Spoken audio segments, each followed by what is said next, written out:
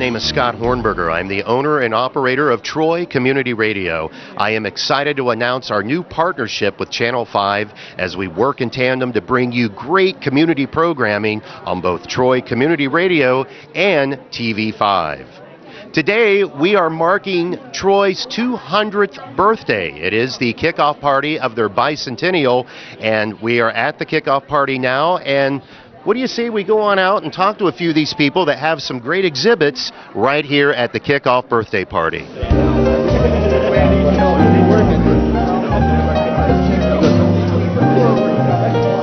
This is Becky Doyle.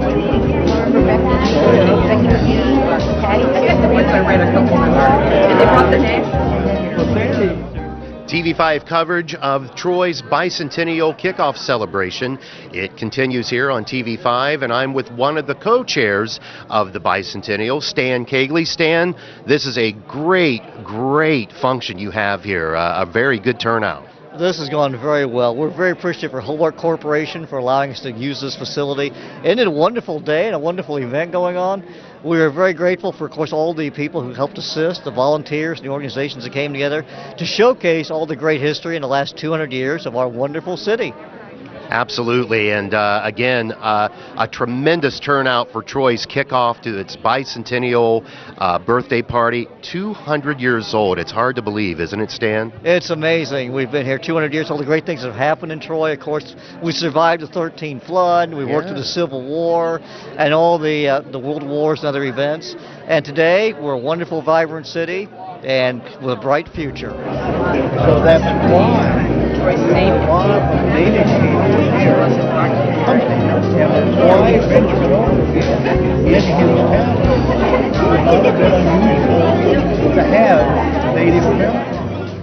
TV5 coverage of Troy's Bicentennial kickoff birthday party continues. I am with Mr. Terry Perk, and the display you have here today is from the Overfield Tavern. Overfield Tavern Museum. Yeah, we are a 501c3 museum located on Water Street here in Troy. It's on East Water Street, 201, and it is a building that was built in 1808. Some parts of it may actually have preceded that, but we use that as a date. It is a log building, federal building, still on its original foundation.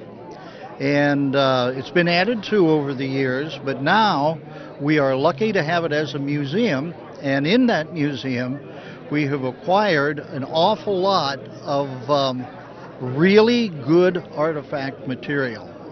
Some little bit of it is reproduction, but practically everything else, and that's the vast majority, is original artifact things. And I can tell you about some things. Well, I mean, when it comes to the Overfield Tavern, it doesn't get any better than that when we get into the history of Troy. So, yes, tell us a little bit about what you have here on display. Okay, among other things, we have an engraved powder horn done by a man named John Randall, dated 1801. And it is a map horn in that it shows locations. It's very rare to have such a thing. They're highly valuable because of the story they tell. The person who did the incised carving on it, for example, in this case, this is a blow-up of the horn over there. That is a representation of Fort Washington, which is where Cincinnati now is. And here are some maps of the Ohio River. All of this he has carved on his horn, and he apparently knew what he was talking about. He shows salt licks, Indian villages, and that kind of thing. We have, as far as artifact material, this is what's called a wagon bench here. And actually, we have someone here who knows a little more about that than I. Bob, would you come here for a minute? So we'd like to. This is Bob Patton. He's our director. All right, Bob, nice to meet you. Yeah, go ahead and talk a little bit about what it is you have here on display. We can talk about the bench. The bench is the bench is actually a wagon seat. It's what the pioneers came here on in their wagons, and then they could use it as a chair when they stopped for the evening. Later on, they put them in their houses. This is a very rare artifact in our collection. Well, talk. Bob is very much an expert on coverlets, and we brought some of the coverlets from our collection here, and perhaps you could tell them about what's unusual about those. That documents the fact that these are in the Daughters of the American Revolution Museum in Washington. This one descended in the farmer family. It's one of 5. The other 4 are in their museum, and we have one of them in our museum. So that gives you an idea of the caliber of stuff that we have in the museum. We didn't bring it out with us, an extremely rare 1830s cartridge box. It was made to carry the paper cartridges that went in a musket like that, and very unusual item. So we have that. We have a lot of these things you find here. This is a burl bowl. Now, a burl bowl was very common in Native American villages, and a lot of Native American stuff ended up with the pioneers. At the Overfield Tavern, we really look out for that because we know that the native people, when Troy was founded, would come to the Overfield and trade. And so it would be quite usual to take in bowls, foodstuffs, and that kind of thing in exchange for metal pots, flint and steel kits, and that kind of thing. So Indian trade was a part of what went on there. So that's part of what we capture as well. And just in the course of getting things, we will acquire something very unique that is a one-of-a-kind. You'll never get another one. And so something like that we really treasure. And I'll give you an example. Here we have a framed piece with a number of pieces of paper that are receipts. These receipts were filled out by a man named DeButz. That was his last name. He was the adjutant to Anthony Wayne. And as you probably know, at the Treaty of Greenville in 1795, when Anthony Wayne negotiated the sale of what is now our land to the United States government, he hosted this big Native American conference. Mr. DeButz had to give these receipts to all the, what we would call merchants and vendors, who were supplying foodstuffs and whiskey for that conference. And that's what these pieces of paper are. They're the actual receipts, in which he'll say 2 gallons of whiskey, so much flour, and whatnot. And they're just these unique pieces of history that... Well, it's amazing to me the history you can find right here in Troy, in our backyard, the Overfield Tavern. Tell us a little more about some more activities. Are there other things planned throughout the year for Troy's big bicentennial celebration this year at the Overfield? Tell us about them. Yeah, one of the things we do at the Overfield, as you can tell from how I'm dressed and clothing of the period, you look sharp. Thank you. We have period. That's not what people sometimes say. They call these funny clothes. Why are you wearing them funny clothes? At any rate, we have a group of folk who portray either the lifestyle or sometimes individuals at the museum, and they'll come in once, twice a month. And what we represent is anybody who might have come to the Overfield Tavern who would just stay there. They'd stay overnight, perhaps. They would stay long enough to acquire some land, set up a farm and whatnot. And what we do is we then represent the lifestyle that they had and the skills they had. For example, the women will cook, and it's all period type cooking.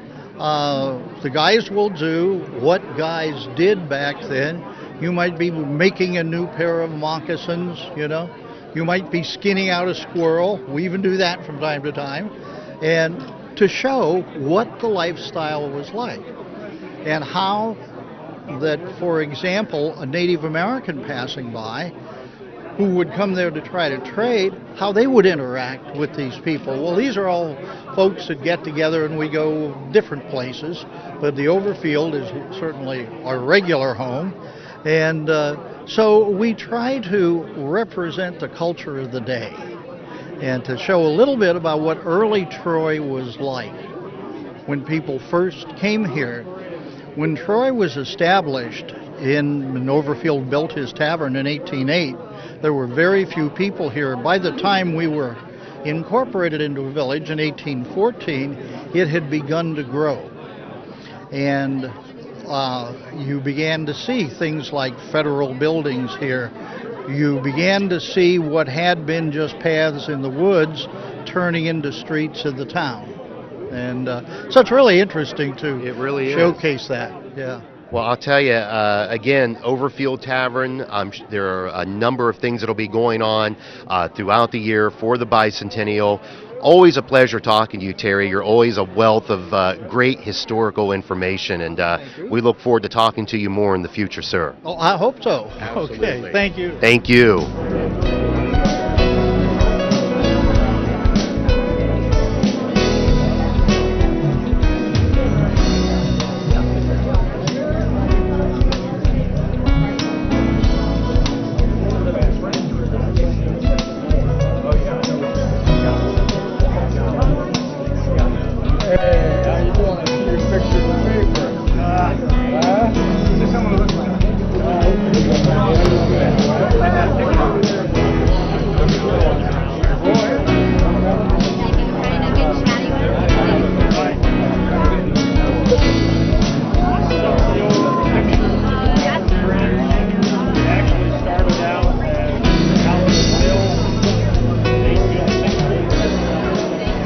And I have with me Shane Carter. Shane, what exactly is your title at the Lincoln Community Center? I guess they call me the executive director, but I'm kind of jack of all trades. I'm the director and take pride in kind of doing everything to make us run, man, daily operations. So.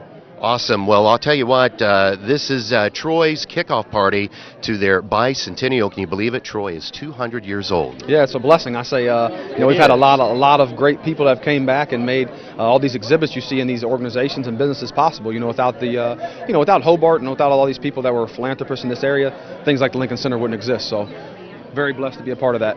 Troy is very rich in history, and it goes without saying, the Lincoln Community Center is also very rich in history. Talk to us a little bit about the display you have here, your exhibit, and a little bit of maybe a little history lesson on the Lincoln Community Center, man. Yes. Well, Scott, we started in 1865 as Lincoln School, a one-room schoolhouse for African Americans here in Troy and the surrounding vicinity.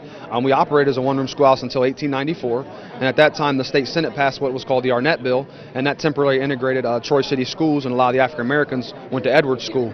At that time, the center became a storage space for the city, and a gentleman by the name of John Spencer, who was the president of Hobart Manufacturing, him and his wife Caroline, they funded the Lincoln Center through a trust fund, as well as WPA money from the United States government. And in 1938, we had a full-service community center that was state-of-the-art and really one of a kind for United States per capita. It was Troy was one of the smallest cities to have that type of facility. So we've been in operation since 1938 when we were incorporated, and today, we're a full-service center that's multicultural, and we offer about 80 programs year-round, man. So. Yes, you do. And in present-day Lincoln Community Center, maybe talk to our viewers a little bit about the services you provide in the present day. Yes. My main focus when I came in was I thought education was going to be key for our children. We have a group of, not only children, but a group of children that are at risk. And when I say at risk to a number of things. I mean, drug use, dropping out of school, a lot of things that could really stymie their growth and development. So what I focus on is education. We have an after-school program that we provide after-school tutoring to about 41 children, as well as a healthy snack. That's funded through the Troy Foundation with the grant that they've actually just renewed for us here this year, and we're very thankful for.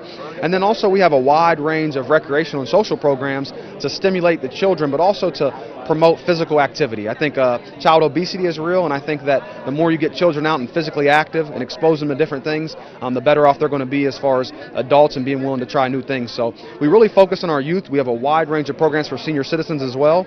We have a heated pool in the basement that's been there since 1938, and we have we have probably about 191 pool members that are senior citizens and active. They're really active advocates in the community and talking to people about what the center's doing. So that's been really neat to work with these people and to also work with people from a wide range of ages, but from all socioeconomic statuses and all ethnicities. So.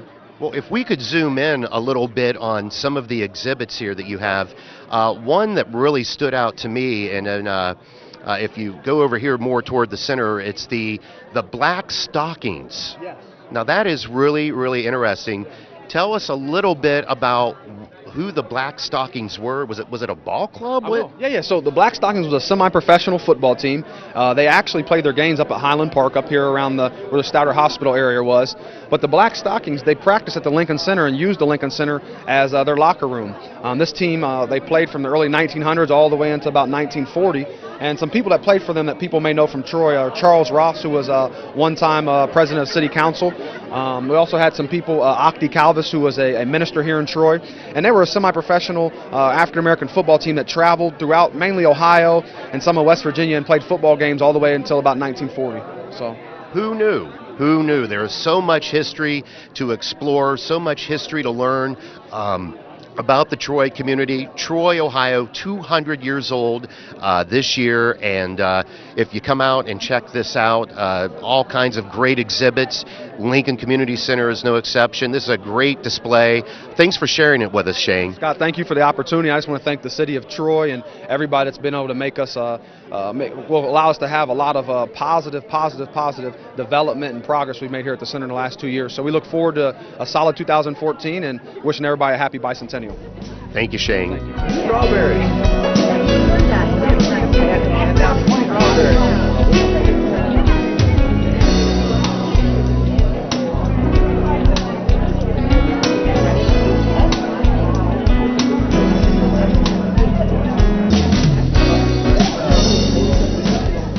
TV5 coverage of the Troy Bicentennial continues, and I am with Patrick Kennedy.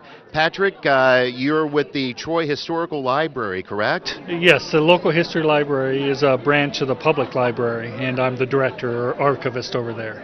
Excellent. And, well, you know, what a lot of folks probably don't realize, unless you're my age, and that's pretty daggone old, is that the Hainer Cultural Center used to be the Miami County Public Library, Patrick. Yes, it was, from about 1942 up to, 43 actually, through about 1975 when the new public library was built. And I remember that. Well, I'm with you. I can remember the children's library being there as well. Yeah, interesting stuff. You have a great display here, history on the Troy Miami County Public Library. Maybe walk us through a little bit about what we're looking at. Well, these framed histories that you see here were done for the centennial of the library, and they were just to give a brief overview of some of the history that's taken place. For example, right beside us here is one of the bookmobile, and it started in 1939. It was one of the first bookmobile services in all of the whole state of Ohio, so it's quite interesting, quite forward-thinking. Many of the other items here are scrapbooks and photographs of just different events of Troy. We have a cookbook here that was done by the Alturian Club. That was a ladies' organization back in 1896, which originally started the library, the free public library. And the cookbook was done in 1897 as a fundraiser for the library. And then one of the other items there is an old accessioning book, how they used to record and catalog all the old books they were buying for the library. And isn't it something that they actually hand wrote all of this stuff? I mean, you would never think that that could be done. Oh, most definitely. They obviously didn't have computers or any other kind of technology in that sense, and so all of it was handwritten, documented. They had the old card catalogs that they had to type everything out, the title, author, subject cards, and put them in the right order. And Now you said the Hainer Cultural Center became the library in 1940. 1940. Yeah, 42 was when Mrs. Hainer passed away, and she left it to the Board of Education, and then in 43 it became the public library. And how was Hainer chosen for that? You mean the process of? Yeah, of becoming the library. How did it become Hainer becoming the library? Well, when Mrs. Hainer left the building, she left it to the Board of Education for educational, library, cultural purposes, historical purposes. And in that, she left it specifically to them, and so they had to decide. There were a number of items thrown around. You know, at one point, one of the stories is that they thought about being the Board of Education offices, and so to speak. But through public opinion, through them discussing it, they decided that the best use would be the library, because at the time the library was in the city hall, and they had greatly outgrown their space there, and so they needed a new place. Well, Patrick, an excellent display here of history, and thank you so much for being on the program with us today. Well, thank you very much. Appreciate it. You're welcome. Thank you.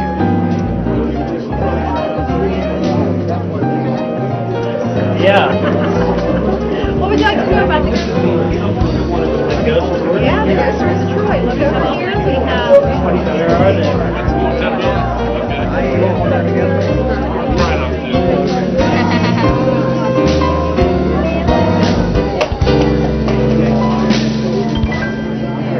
TV5 coverage of Troy's Bicentennial celebration continues. This is the kickoff party. And listen, when you think about history of Troy, you always think about the Hainer Cultural Center. You better believe it. I have Linda Lee Jolly. She is the director of the Hainer Cultural Center. Linda, you have a beautiful display right here, and I'll tell you what, a lot of history involved with the Hainer Cultural Center. Tell us all about it, please. Well, we do, and we're excited because it is Troy's Bicentennial, but it's Hainer Mansion's Centennial. The house was built in 1914, and so we are ready to party in the year ahead. Of course, every year we do performing arts and exhibits and a lot of cultural and educational offerings to the community. But this year we're going to kind of combine that 100 years of history with what's going on today for a big celebration. And we have several events planned that we're just really excited about. And this kickoff today is part of it. So we wanted to be sure that we could connect with a lot of people and let them know that this building, which is so well preserved, is 100 years old and definitely worth the visit to come in and see it. It certainly is. And, you know, maybe for those citizens here in Troy that don't know, what is the claim to fame with the Hainer family? Maybe touch upon that a little bit for us. Well, Mary Jane Hainer built the house in 1914. She had it built, and that was a year after her husband died. But the money most famously came from a whiskey distillery that was a valuable part of Troy's economy and Troy's history prior to Prohibition. And just before Prohibition, when local communities were voting themselves dry, Mr. Hainer and his partner, Mr. Kidder, worked together to do a national marketing plan where you could still legally buy it through the mail, and people all over the United States are finding these old bottles that say Troy, Ohio. It was very discreet. You know, it was mailed out in a plain cardboard box, so your local postmaster didn't know what you were getting in the mail, and they made a lot of money. Enough money that Mrs. Hainer could build this beautiful home, and I think with the intention of donating it to the community for us to enjoy still today. We are very blessed as a community to have the Hainer Cultural Center, that is for sure. As we look at your display here, it looks like we have the man who designed Troy's architectural treasure. Ryan, I don't know if you're able to zoom in on that, but there's some very interesting information, a little bit of background on the man that actually designed the Hainer Center. You know, we're excited to be able to pull that forward because he's always been in a book in my office, but Leonard Willicke was the architect, and this celebration is about the grandeur of this beautiful home which he designed. It's Norman Romanesque. It has beautiful features, leaded glass, columns, plaster ceilings, things you just don't see that often today. And and because of the community support for the Hainer Center through all these years, it's very well preserved. So we're happy to celebrate him and his contribution to this legacy, as well as Mrs. Hainer's. And as you mentioned earlier, it is the Hainer's 100th anniversary. Maybe give us a quick rundown of some of the events that you do have planned throughout the year in celebration of that. Absolutely. Well, we're going to have a historic exhibit at the Hainer Center at the end of February through March that is a combination, both history of Hainer, Mrs. Hainer's house, and also the history of Troy. So we're excited about that exhibit. We'll also have a couple of events that we have annually, but we've put a centennial spin on it, so we're looking forward to a Valentine dinner and a show. We're looking forward to Mrs. Hainer's birthday teas, which is a wonderful time to come and have tea and enjoy a program in the spring, in April and May. We're having a grand ball, a grand centennial ball on March the 8th, and that will be our big ticketed event. We're also having a Roaring Twenties party in October, and then our big community celebration will be on August the 8th, and we'll be having a Hainer Day celebration with lots of surprises, lots of activities for the whole family and the whole community. So we're really looking forward to that. Those are the highlights, but there's always something going on at the Hainer. And we have a website, which is troyhainer.org, and we always keep that updated with the events and activities that we have planned. Awesome. Well, thanks so much. Linda Lee Jolly, Director of the Troy Hainer Cultural Center. Thanks for speaking with us this afternoon. Thank you so much. We really appreciate your helping us to get the word out.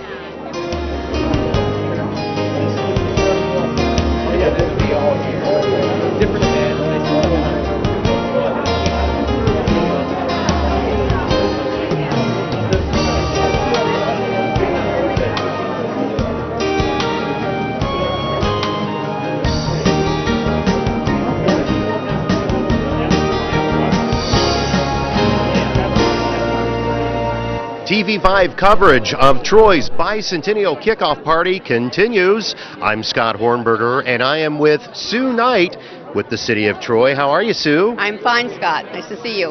Well, the City of Troy has a very interesting display here, a great exhibit. Why don't you talk our viewers, step by step on what you've got over here? Well, it's kind of a combined exhibit of things.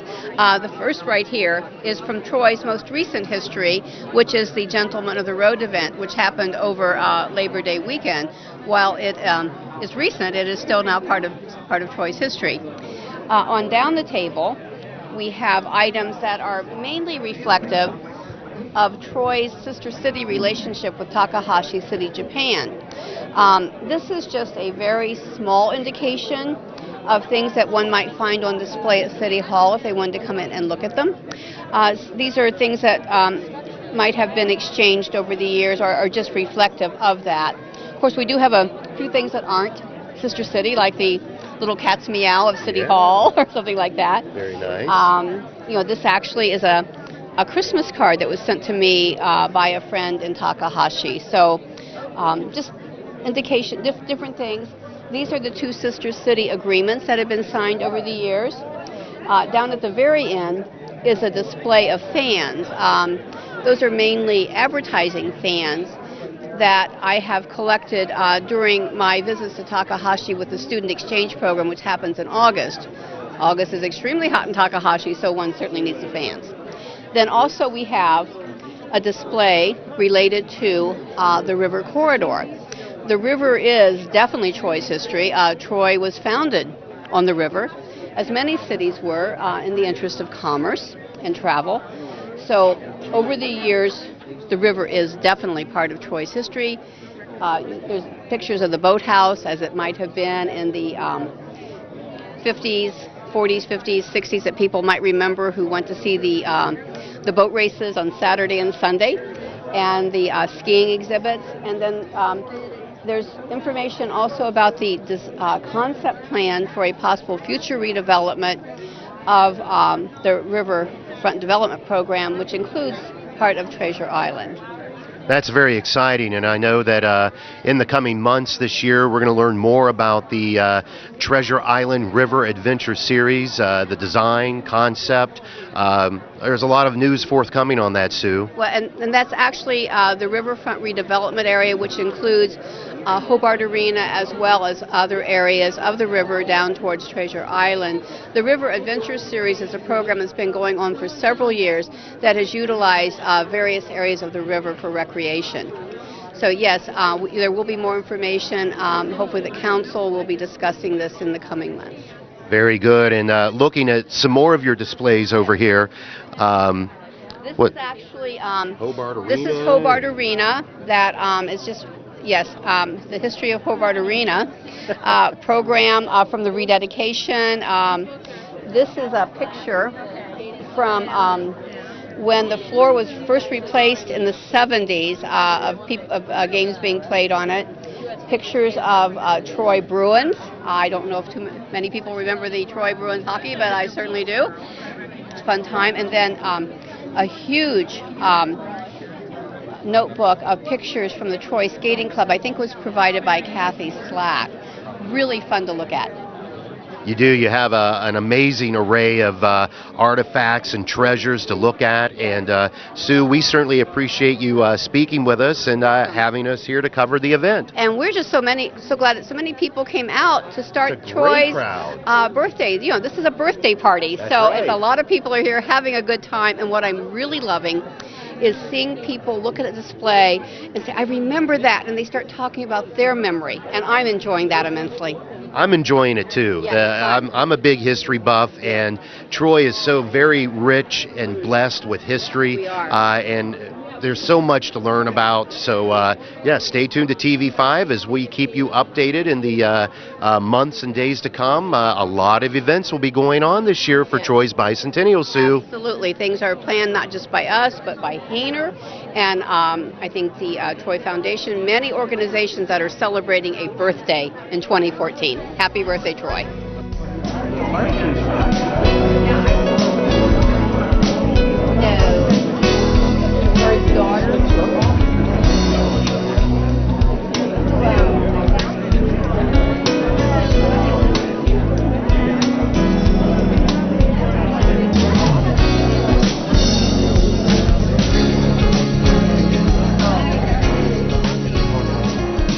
TV5 coverage of the Troy Bicentennial Celebration Kickoff Party continues. I am with Mr. Doug Tremblay. He is one of the chairs of the Bicentennial Committee, and a great turnout today for the kickoff party, Doug. Oh, we're really gratified with the number of people showing up to see our 40 different vendors with their antiques and artifacts, including what we're having right here, which is the DVD of the 1964 Sesquicentennial Parade. You know, I'm really amazed. I was watching a little bit of this, and the quality. This is really good quality footage from 1964. And I understand that Dr. Stanley Vorp possibly took this video. His daughter is here, and she thinks that he was responsible for taking this. He's a videographer way back when. About how long is the DVD, and where can people purchase them, and for how much? It's 40 minutes long, and it has the DVD done this way, but it also has another DVD on here of an amateur one taken on top of what was considered M&R Drugs at the time, looking west down Main Street. It's not done as professional, but you can see the buildings like the Ullman's building, which is no longer here. By the way, that's the Miami East Vikings marching band. Look at that. And those ladies right there are probably receiving Social Security checks right now. That is very true. Again, it's amazing footage, and you can own this DVD from the 150th birthday party of Troy, the parade in 1964. It's amazing footage, a great piece of history to own on the city of Troy, Doug. That's great. We sell these videos for $15. They're available here at the birthday party for Troy, the kickoff today. We're also going to be selling them at City Hall. And we're going to have them other places, along with our bicentennial calendar, which has some great photos from the past, and T-shirts, flags, banners you can put on your porch with our logo on it. Okay. And like I say, the final thing of the year will be our big parade, which is going to be even bigger than this, we hope. Jody Davis is doing it, and he's got some great ideas. Then we're going to have, after the parade, a laser light show at the Hobart Arena and a lot of family fun activities there. It'll be a big weekend for anyone who wants to visit Troy or for the people who live in Troy. Well, it's going to be an exciting year for the city of Troy. Troy is 200 years old this year. Events such as this going on all year round. You'll want to stay tuned to TV5 as we'll bring you all of the updates on all of the different activities that are going on for Troy's Bicentennial right here on TV5. Mr. Trimley, always a pleasure, sir. Thank you for being with us today and for having us out here. Well, I'm glad to host you. Excellent. Thank you.